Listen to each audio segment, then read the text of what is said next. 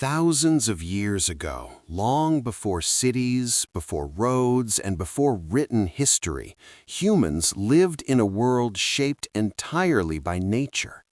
Forests stretched endlessly, mountains rose like walls against the sky, and rivers, wide, loud, and unpredictable, cut through the land like moving borders. To early humans, these rivers were more than water. They were a symbol of fear, mystery, and possibility. Every sunrise, tribes gathered near the river's edge. They drank from it, hunted near it, gathered plants by it, but they rarely dared to enter it. Across the river lay new hunting grounds, new shelter, and sometimes other tribes. But the river itself felt like a living barrier that separated what humans knew from what they did not. Rivers of the ancient world were not gentle.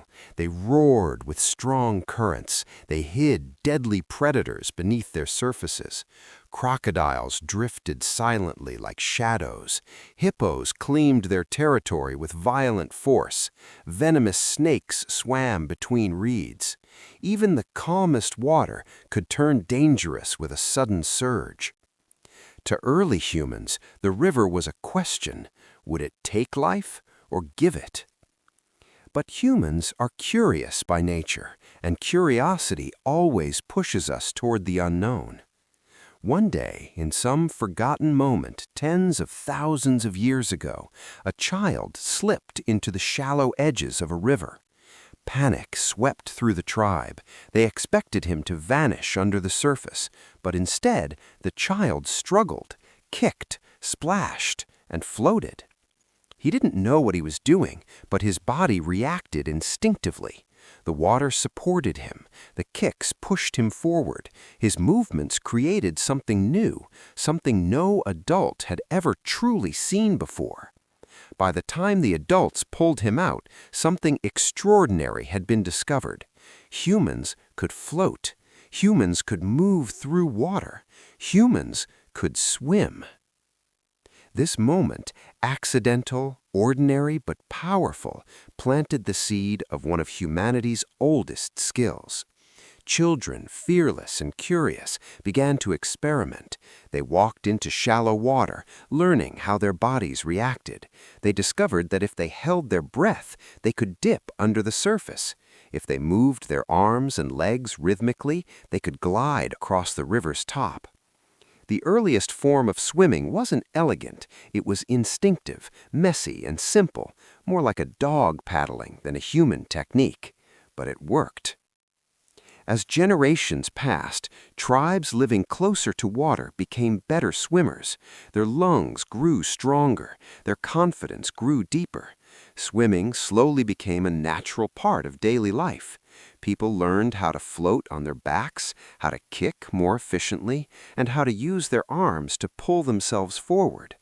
Rivers that once inspired fear now inspired skill. But even with swimming, there remained a larger challenge: crossing a river entirely.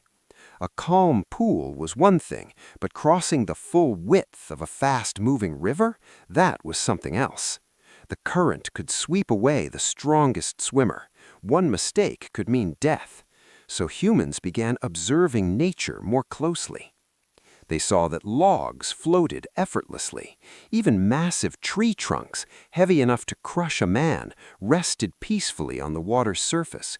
They drifted downstream as if carried by invisible hands.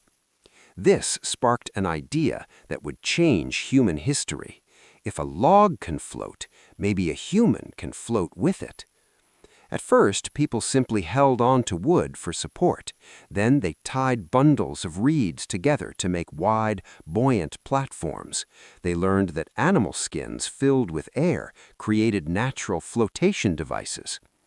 These early inventions became humanity's first rafts, primitive but revolutionary.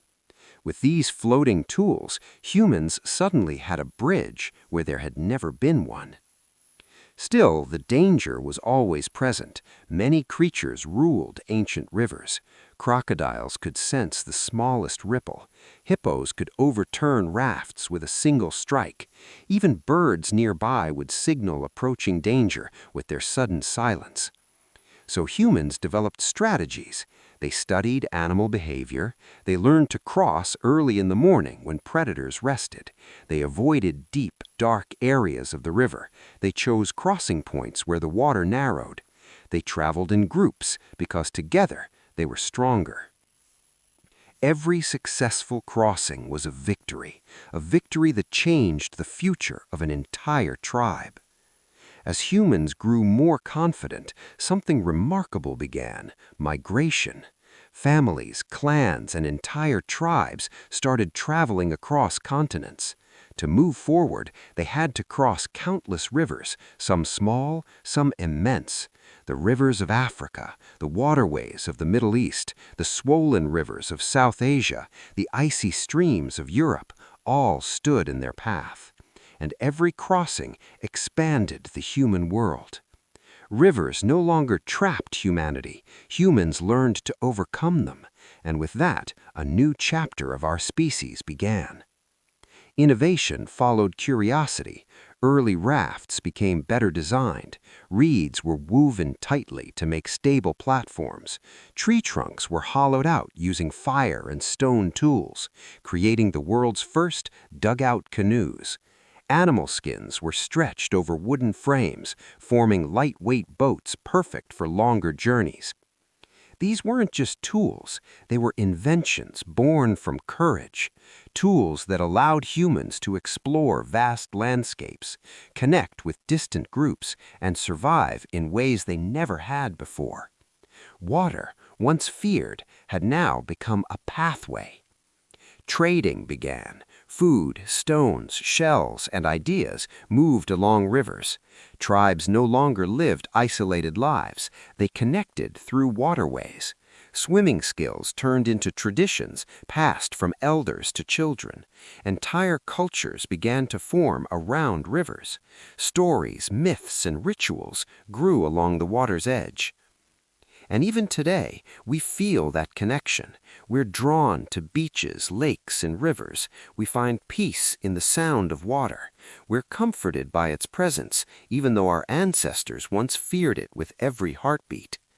Perhaps something deep in our biology remembers what the first humans accomplished. Swimming today is a sport, a hobby, a way to relax, but it started as an act of survival, an act of bravery. It required humans to face their fears, understand nature, and trust their instincts. If that child had never fallen into the river, if early humans had never touched drifting logs, if no one had dared to cross, humanity might never have expanded across the world. This is the incredible story of how humans learned to swim. A story of fear turned into knowledge, a story of nature turned into opportunity, a story of courage that shaped our species.